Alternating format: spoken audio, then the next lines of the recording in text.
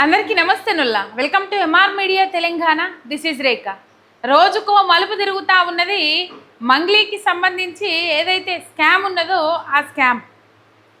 మంగ్లీ పేరు చెప్పుకొని వసూలు చేసిండ్రు అని చెప్పేసి కొంతమంది అంటా ఉన్నారు. దీంట్లో మంగ్లీ వాటా కూడా ఉన్నది, మంగ్లీ హస్తం కూడా ఉన్నది. లేకపోతే ఎందుకు రమావతి మరింటికి అర్ధరాత్రి పోతుంది, అర్ధరాత్రి పోయి చేపల కూరతోని అన్నం తింటుంది అని చెప్పేసి చాలామంది అనుమానాలు వ్యక్తం చేస్తూ ఉన్నారు. అందులో పోను మంగ్లీ తమ్ముడు శివ చౌహాన్ ఖాతాకి పెద్ద మొత్తంలో దీనిలో ప్రధాన ఆరోపణలు ఎదుర్కొంటున్న రమావత్ మధు ఎవరైతే ఉన్నారో ఆ మధు ఖాతా నుంచి మంగ్లీ తమ్ముడు శివ చౌహాన్ ఖాతాలోకి పెద్ద ఎత్తున పైసలు జమ అయినట్టు, ఆ జమ అయిన రోజే వాళ్ళు ఉపసంహరించుకున్నట్టు, విత్డ్రా చేసినట్టు ఆర్థిక నేరాల విభాగం ఈడబ్ల్యూఓ చెప్పింది. మొత్తం మీద ఈ అంశాలన్నీ మనం ఈ వీడియోలో మాట్లాడుకుందాం.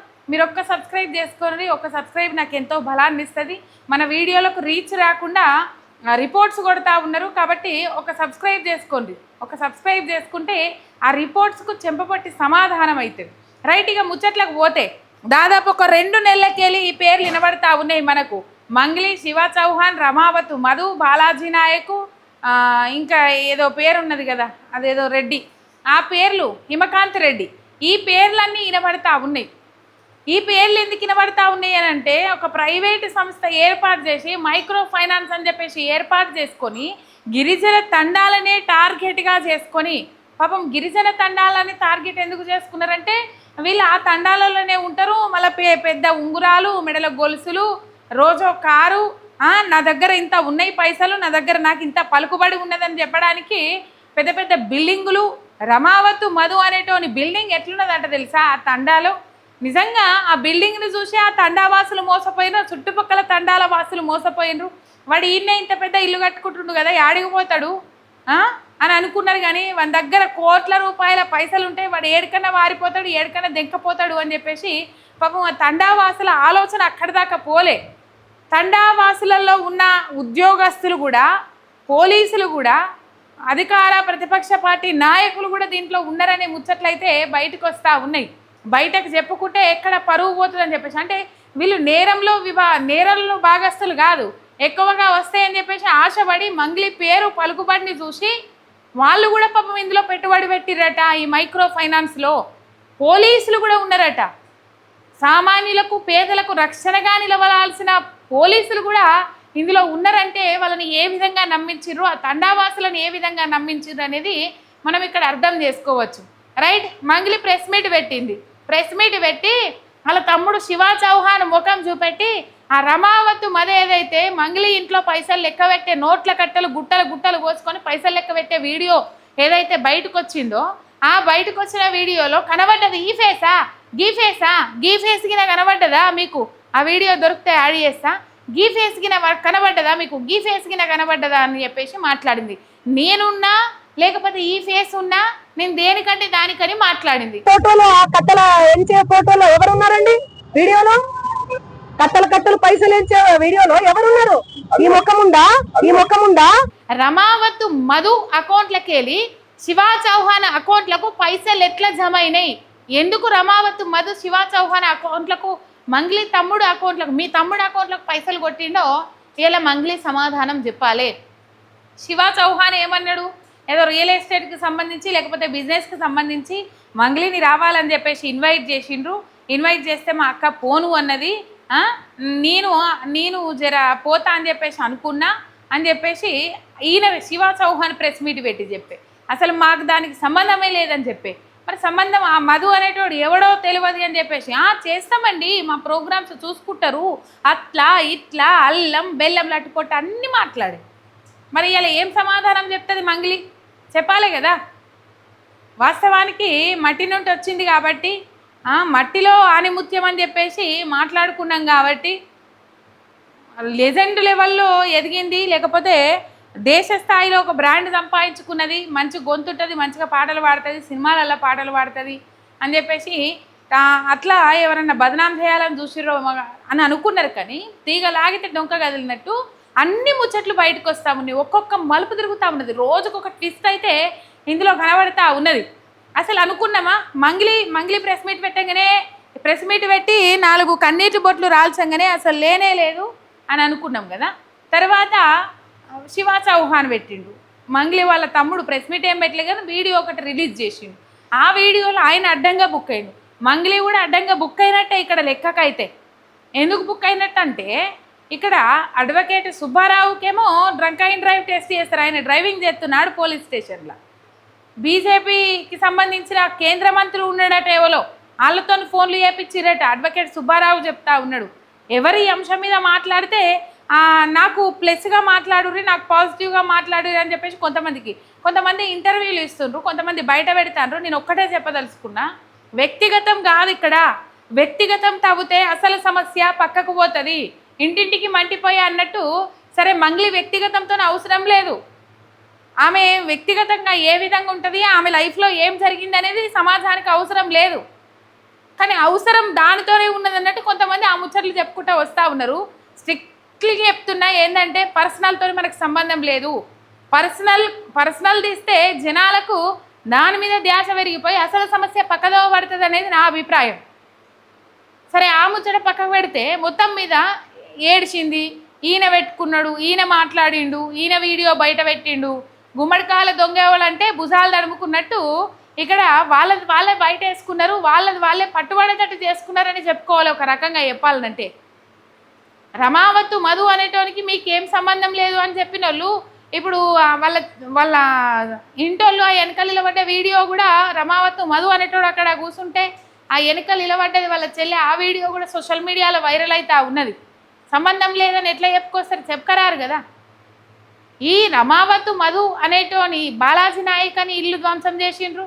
రమావత్తు మధు అనేటోడు అసలు ఒక్క ఇటుక పెట్టలేదట, మొత్తం కాంక్రీట్తోనే కడుతుండట వాని ఇల్లు పెద్ద ఎత్తున. ఇప్పుడు ఏం చేస్తారు, గొర్రెలు బర్రెలు కట్టేసుకుంటుర్రట వాళ్ళు అక్కడ తండావాసులు. కానీ మొత్తం మీద ఇక్కడ ఆర్థిక నేరాల విభాగం సంచలన విషయాలైతే బయట పెట్టింది. రమావత్తు మధు అనేటోని ఖాతాల నుంచి శివ చౌహాన్ ఖాతాలోకి 3 సార్లు పెద్ద ఎత్తున పైసలు జమ అయినాయట.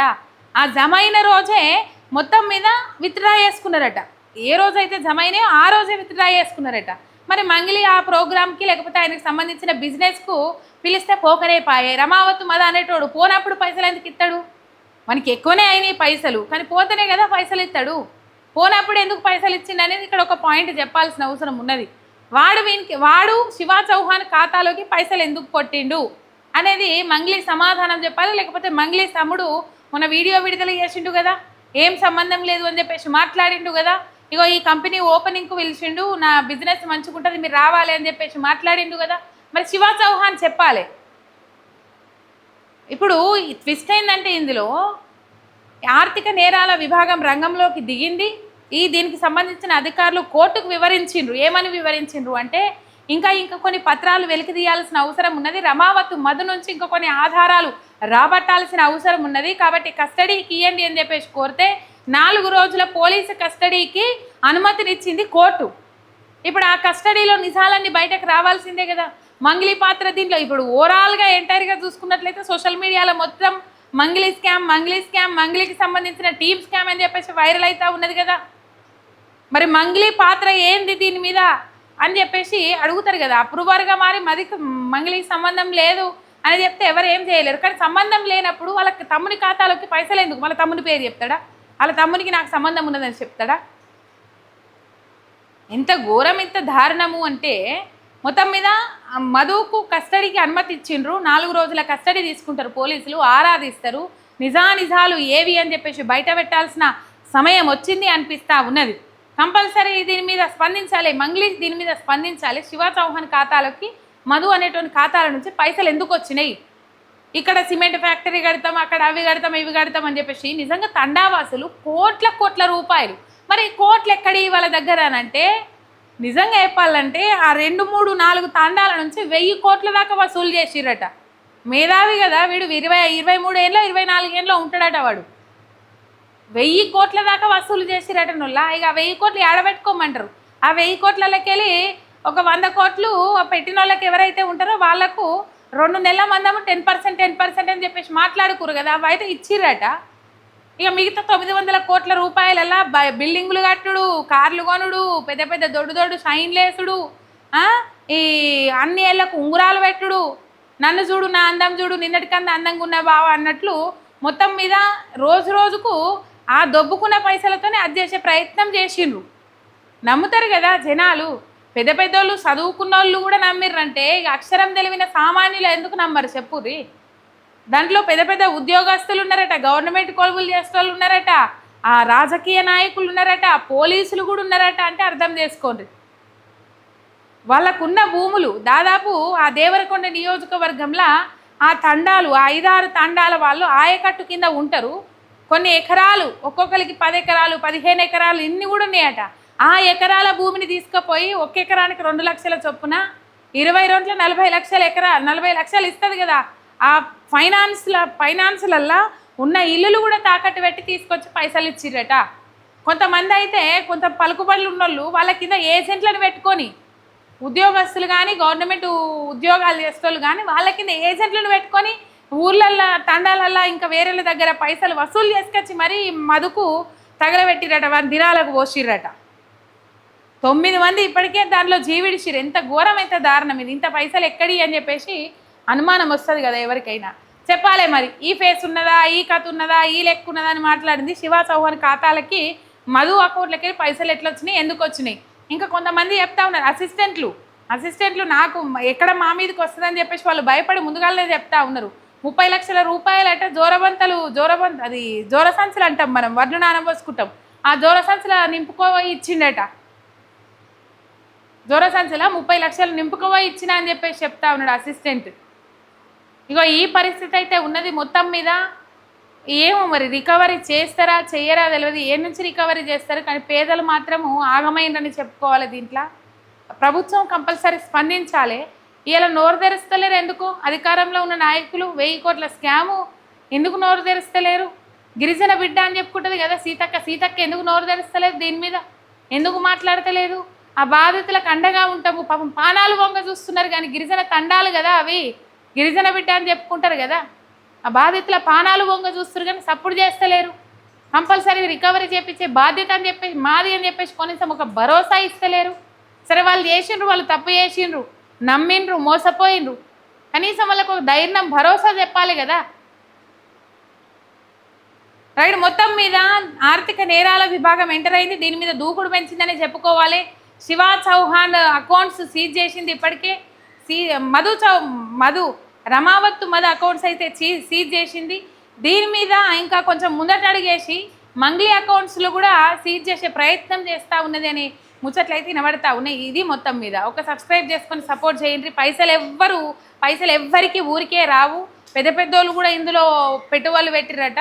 నిజంగా చెప్పాలంటే రూపాయి కూడబెట్టుకుంటే ఆ పైసా కూడుతుంది. ఇలా వాళ్ళు పంటలు పండించుకోవడం వల్ల, వరి ధాన్యం వేసుకుంటారు, ఆ పంటలు పండించుకోవడం వల్ల వాళ్ళకి అన్ని పైసలు ఉన్నాయి. లేనోళ్ళు మొత్తం ఫైనాన్సులు, ఈ భూములు తాకట్లు పెట్టుడు, అప్పులు తీసుకొచ్చుడు, ఇదంతా కథ చేసిండ్రు. దయచేసి ఇట్లాంటి మోసాలల్లా ఎవ్వరు మోసపోవద్దు. మోసం చేసేటోళ్ళు కొత్త బిచ్చగాడు పొద్దెరగాడు అన్నట్టు మొత్తం మీద మోసం చేసేటోనికి ఈ పేదోడు తెలుస్తలేడు, ఉన్నోడు తెలుస్తలేడు. ఎవరిని మోసం చేయొద్దు. అసలు మోసం అనేదే తప్పు. ఇట్లాంటివి చెప్తే మస్తుగా వస్తాయి, మారరు, చేసేటోళ్ళు చేస్తూనే ఉంటారు. కానీ ఇగో ఇది కథ.